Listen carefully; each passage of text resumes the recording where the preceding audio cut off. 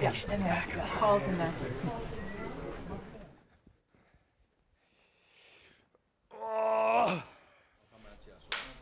Take one.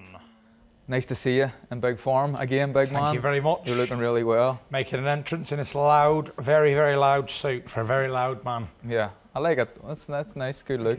My suit of many colours that my tailor made for me. Okay, so the last sort of 6 months of your life I want to talk about, and things have been going on. You've got a Netflix documentary being made. There was talk of an AJ fight, even Usyk was mentioned, and different things. How's life been for you? After I beat Dylan White in April, I really meant retirement, and I swear to God, I couldn't have been more sure of something in my life. I had a few months out the ring. I was writing my 3rd book, and I am producing a song as well for the World Cup. So I was really busy, but without boxing, I just felt I didn't have any purpose in my life anymore. And I was around the gym all the time training because I need to train twice a day.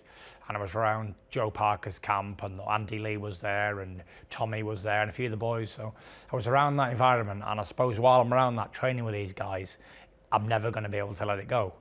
But the other side to this coin is I have to train every day. So is there ever going to be a right moment to let this go?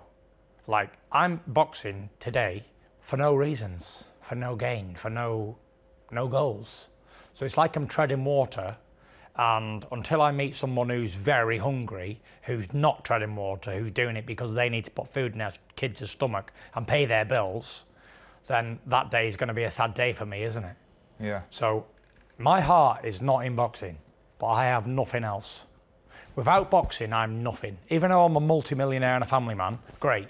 That's all aside. But my passion and my love affair has been with boxing from a child, and I can't let it go. Yeah. I am here to say today that I'm a very, very, very selfish person, because I should have walked away in April when I said I was going to walk away, and I'm back for more punishment. An idiot, really, but what can we do? I was asked a question loads of times, is Tyson Fury really retired? And I said, I think he is. I think in his head he's retired, but there's going to be something that gets him back. He'll come back. It will not be see the end of him. I can't let it go, and if there's somebody out there, maybe there's a doctor somewhere who can help me to let go of this thing, because I've got this bull by the horns and I'm riding it at full pace, and how long I can hold on for, who knows? But I know for a fact that at 34, I've had operations after operations, I'm in bits. How long can this continue for? I've lived a terrible lifestyle outside of boxing. I've ballooned up in weight. I've had so many problems with the boxing game that, like, at 34, if I would have been a clean living athlete who never ballooned up, never was overweight, ate clean, didn't drink, all that sort of stuff, maybe it could have went on, but I'm fighting fire with fire. Have you ever heard of saying you can't burn the candle on both ends? Well, I'm in the middle, and I've gone past the middle now. I'm like this, cork sticking out either end of the candle. So I don't know how long I can continue this for, and that's the brutal, honest truth. What happens? There's got to be a point where you can't do it anymore. Your body breaks down. What happens then, Tyson? Don't know. Probably imminent death, and that's the truth. The answer to that question is I don't know, because for the 4 months that I was retired, I've never felt so. Back 2016, 15, 17, ever before, since then.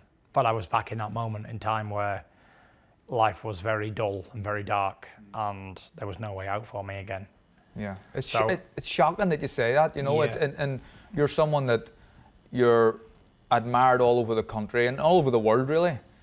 And to say that, what the statement that you've just made, it's pretty shocking. It's very, very powerful, and I don't think people really realise the factors why I'm back boxing. I ain't back boxing for a belt, or I ain't back boxing for some more money, or to win another 5 fights or 25 fights, or to unify the division or whatever. Not interested. I'm back boxing because of this, and without it, this is going downhill rapidly, and I don't know any other way of keeping it sane. And this is me being brutally honest. Speaking from the heart, I do not know how to quit. I wear a t-shirt that says don't quit. So how can I go against my own words? I can't quit. I'm going to be like Roberto Duran, fighting that 59-year-old. I don't know anything else. I'm going to mess up this, whatever the undefeated record means. To me, it means nothing anymore. I used to think that being undefeated world heavyweight champion like Rocky Marciano would have floated me boat. That'd be fantastic. retired. I was only the second man in history to retire, but now I know why all the greats get hurt, because they'll never let it go. So you've got Derek Chisora, a guy you've beaten convincingly. A lot of guys will have him as a massive underdog. What's in this? Is it just a fight, the takeover really? It's a fight. You know, Chisora is a top 10 fighter and he's a household name. Like, I needed somebody, a dance partner who people know, people respect. And with Derek Chisora, it's like going to the bar and ordering a treble JD on the rocks. You know what it's going to do. Yeah. Have 2 or 3 of them and you're going to be on the floor. So you mess with Derek Chisora and you're in for a war. That's why he's got the name War Chisora. And it's a British fight. People know both fighters and are supportive of both fighters. He has a massive following and I'm a massive fan. He's like a folk hero as well, because he's a guy who inspires the underdog. Yeah. You know, he's got 12 losses on his record, but look at the people he's lost to. They're the greats of the boxing of the world. He's fought everybody and anybody, and he's got some great victories over other people. But, you know, can he beat Tyson Fury? The answer to that question is anybody can beat anybody in heavyweight boxing in just one punch. I see him knock out cold Carlos Takam, who Joshua couldn't do that, and many other people couldn't do it. So he's definitely got the power, and I would never underestimate somebody like Derek Chisora. If you have an off night in front of Derek Chisora and you don't feel good, or you do something stupid, you will lose the fight. Yeah. So I'm training hard. I'm in great shape all the time. I've been training since Boxing Day last year and not stopped. Even when I was retired, I still train twice a day. I can't do anything more. I give it 100% every single time. We know how important the training is for your mental health. Yeah. Is there ever a chance that you could be overtrained and overcooked for a fight? Most definitely. But with the experience that I have of overtraining as well, I know not to push it too hard early on in camps. And I know the feeling of overtraining, and when I get that feeling of overtraining, I pull back. I'll take a couple of days off, not off, but where I do light cardio, or I'll go and have myself a Mars bar or a couple of chocolates or an Easter egg or something. And I feel that really helps me. And when I go back into the gym again later on, then I can rejuvenate. I suppose the whole world really was disappointed that the AJ fight fell through. What happened there? Do you think he really wanted the fight? Do you think it was a base from his team, or how did it work out? I just don't think he ever wanted to fight, because if he did, I'd be fighting Joshua right now rather than Derek Chisora, one of his people who he manages. If you want to fight, you tell your team you want it, and they're saying now, oh, it was because of commercial rights. Now, commercial rights, sponsors and stuff, so if one of my sponsors tell me, oh, I can't fight Chisora, what am I going to say? Here, have that. You're not my sponsor anymore, do one. How can a sponsor dictate who you fight? Fact of the matter is, it's called lack of balls in the trade. And if he would have had the balls, he'd have been fighting the Gypsy King here at Tottenham, or he could have even done Cardiff if he didn't like the rain, if he's a bit weak and he didn't like the cold. But, you know, us northern men, we're strong up north. We like the rain and the wind and the snow. It makes us tough and strong. Yeah. So after Derek, you know, most people are expecting you to win this fight. What's next? Do you still want AJ? Do you want Usyk? Or is it just about fighting anybody? I don't look past any opponents. I know that people are saying, oh, Usyk. But I don't. Did you see the Usyk Chisora fight? Yeah. Very close fight. Very tight, yeah. Yeah, very close. People could have argued Chisora won it, got a draw, lost by a round, whatever you want to say. It was pretty nip and tuck. Yeah. So if I underestimate Chisora and take Usyk deadly serious, what type of an idiot am I? Because these two had a 50-50 fight.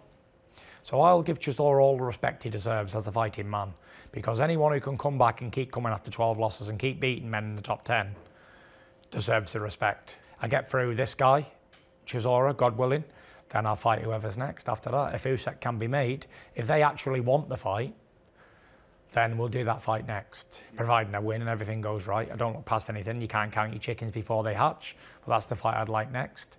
And after that, then come back to England and we'll see. Maybe Joe Joyce at Wembley, maybe Daniel Dubois.